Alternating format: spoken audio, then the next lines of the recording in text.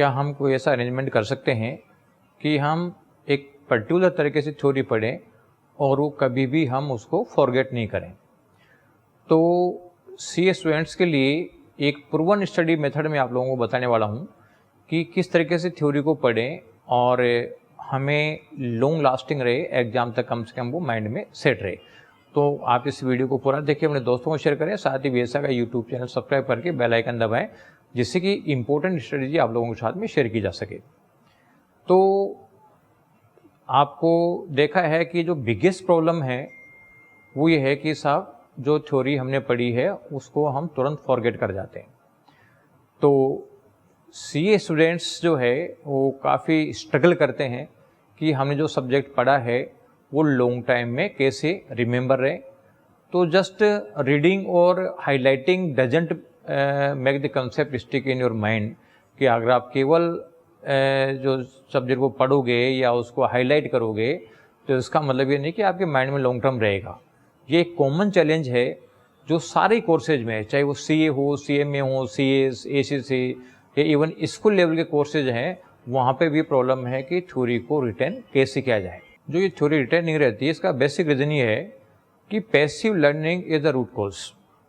यानी passive learning का मतलब होता है कि आप केवल पढ़ते हैं, उसको हाईलाइट कर लेते हैं, या आप उसको लिसन करते हैं, लेक्चर देख लेते हैं। ये वास्तव में एंगेजिंग नहीं होता है।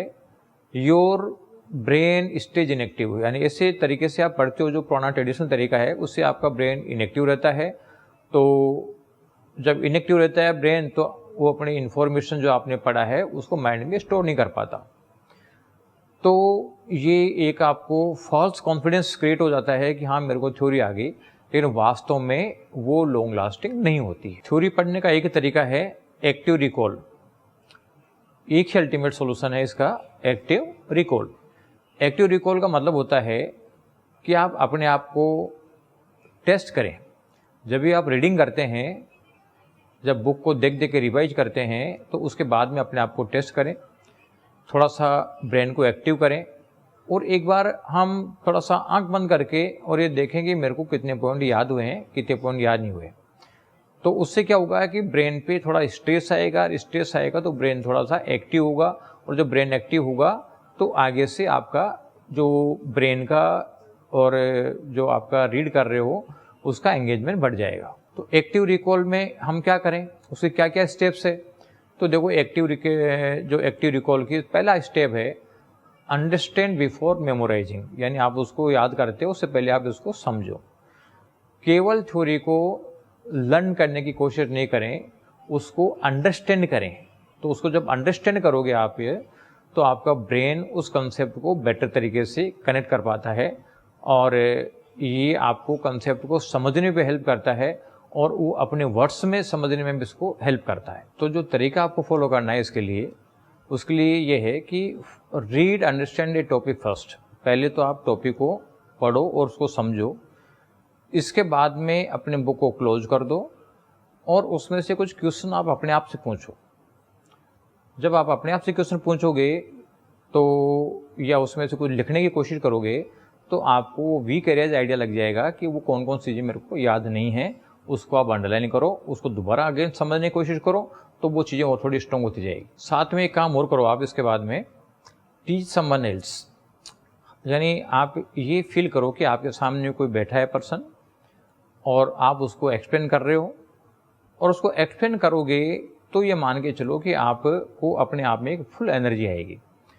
इसके लिए चाहे तो आप वैसे एक डम्मी टाइप से भी बात कर सकते हो, या फिर अपने दोस्तों के साथ में ग्रुप डिस्कशन भी कर सकते हो। तो जब आप ग्रुप डिस्कशन करोगे, आप दूसरों के साथ में क्वेश्चन आंसरिंग करोगे, तो आपका ब्रेन ज़्यादा एक्टिव हो जाएगा और वो आप लोगों का जो इन्फॉर्मेशन है उसको रिट्रीव करना चालू कर देगा। तो ये आप लोगों के लिए बहुत अच्छा होगा। तो ये जो आप अगर आप ग्रुप डिस्कशन में नहीं करते हो तो आप सिंपली इमेजिन करो कि कोई सामने बैठा है और उसको एक्सप्लेन कर रहे हो, और अगर ग्रुप डिस्कशन कर रहा है तो सीधी बात है कि आपको पता चलेगा ही चलेगा कि मतलब मेरा वीक एरिया क्या क्या है, मैं कहाँ कहाँ अटक रहा हूँ, और जिन जिन पॉइंट्स आपको वीक एरिया लगे उनको अंडरलाइन कर लो और उसको फिर आप दोबारा रिवाइज करो। फॉर एग्जाम्पल, जैसे मान लीजिए अपने को ऑडिट स्ट्रेटेजी करनी है ऐसे 300, तो जो ये पूरा ऐसे 300 है इसको छोटे छोटे टॉपिक्स में आप इसको ब्रेक कर लें। यानी जैसे factors for to consider in audit strategy, और उसके बाद में आप छोटे कीवर्ड्स को आप रिमेंबर करने की कोशिश करें। एक लार्ज सेंटेंसेज को पढ़ने के बजाय आप छोटे कीवर्ड्स को आप पढ़ने की कोशिश करेंगे तो लार्ज सेंटेंसेज ऑटोमेटिक बनना चालू हो जाएंगे। तो ये करने के साथ साथ आप इसको रिकॉल करें कि मेरे को कितने पॉइंट्स याद रहें, कितने रहें। इस तरीके से आपका कॉन्फिडेंस धीरे धीरे बढ़ता जाएगा। अब कुछ ऐसे डिफ़िकल्ट टॉपिक होते हैं कि जो समझने में दिक्कत आती है, तो उसको कैसे करें। तो डिफ़िकल्ट टॉपिक्स को डील करने के लिए आप उसकी एक्टिव रिकॉल करें, यानी जितनी बार आप डिफ़िकल्ट चैप्टर को पढ़ोगे उसको कनेक्ट करते हुए पढ़ो, उसको समझते हुए पढ़ो, और जितनी चीज़ समझ में आए उसको आप रिकॉल करो। तो उसको डिफ़िकल्ट चैप्टर को समझने के लिए आपको नंबर ऑफ़ रिकॉल्स करने पड़ेंगे। जब नंबर ऑफ़ रिकॉल करोगे तो जैसे जैसे रिकॉल करते जाओगे वैसे वैसे आपके उसमें से डिफ़िकल्ट पॉइंट कम होते जाएंगे और आप लोगों के ईजी पॉइंट बढ़ते जाएंगे। तो ईजी टॉपिक और डिफ़िकल्ट टॉपिक को पढ़ने में इतना सा फ़र्क है कि ईजी टॉपिक हो सकता है कि 1-2 बार पढ़ने से काम चल जाए, हो सकता है इसके लिए डिफ़िकल्ट चैप्टर को आप 3-4 बार पढ़ो। और उसके लिए क्या है, आजकल ये भी प्रॉब्लम आ रही है कि पहले की तरह नहीं कि साहब बिल्कुल ईजी चैप्टर्स ही पूछे जाते थे, आजकल उसमें से डिफ़िकल्ट चैप्टर ही पूछे जाते हैं और आप ऐसे टफ चैप्टर में मास्टरी करके आप बाकी लोगों के मुकाबले में कॉम्पिटिटिव एडवांटेज का गेन ले सकते हैं। अब क्वेश्चन आता है कि इस थ्योरी को लॉन्ग टर्म रिटेंशन कैसे करें। तो देखो, एक तो ये माइंड में गलतफहमी निकाल दो कि आपको 100% जो आपका रिटेंशन आना ज़रूरी है। 100% रिटेंशन से काम नहीं होगा। आपको इवन 70% भी चीज़ें आपको माइंड में सेट रह गई तो भी आप लोगों के लिए बहुत बढ़िया है और बहुत अच्छे मार्क्स या रैंक के लिए सफिशिएंट है। इसके लिए आप रेगुलरली रिवीजन करें। आप जो अपना कोर्स है, अपने कोर्स की जो क्लासेज हैं वो टाइम पे कंप्लीट करें, और आप एग्ज़ाम और कोर्स कंप्लीशन के बीच में इस तरीके से अरेंजमेंट करें कि 5-6 बार आपका रिवीजन हो जाए। जब 5 to 6 टाइम्स आपका रिवीजन हो जाएगा तो आप लॉन्ग टर्म रिटेंशन चालू हो जाएगा और फिर आप लोगों को एग्ज़ाम में जो चीज़ की रिक्वायरमेंट है वो ऑटोमेटिक माइंड में आ जाएगी और आप लोग क्वेश्चन करने की पोजीशन में आ जाओगे। एंड एट लास्ट है, कंसिस्टेंसी इज़ द की।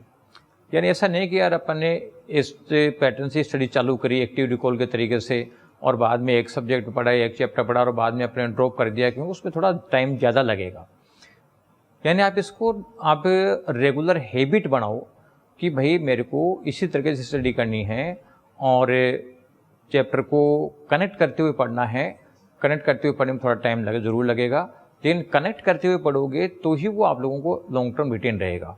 इसलिए कनेक्ट करते हुए पढ़ें, और इसके लिए आपको जो टाइम शॉर्ट पड़ेगा उसके लिए आप क्या करते हैं कि जो अननेसेसरी टाइम आप दूसरी चीज़ों में डिवोट करते हो, ख़राब करते हो, जैसे आप सोशल मीडिया पे टाइम डिवोट करते हो, रीलें देखते हो अननेसेसरी, इन चीज़ों से टाइम को डाइवर्ट करके इधर पढ़ाई की तरफ लाओ, जिससे कि आप कंसिस्टेंटली इस स्ट्रेटेजी को फॉलो कर सको, जिससे कि आप लोगों का लॉन्ग टर्म रिटेंशन रहे थ्योरी के सब्जेक्ट्स।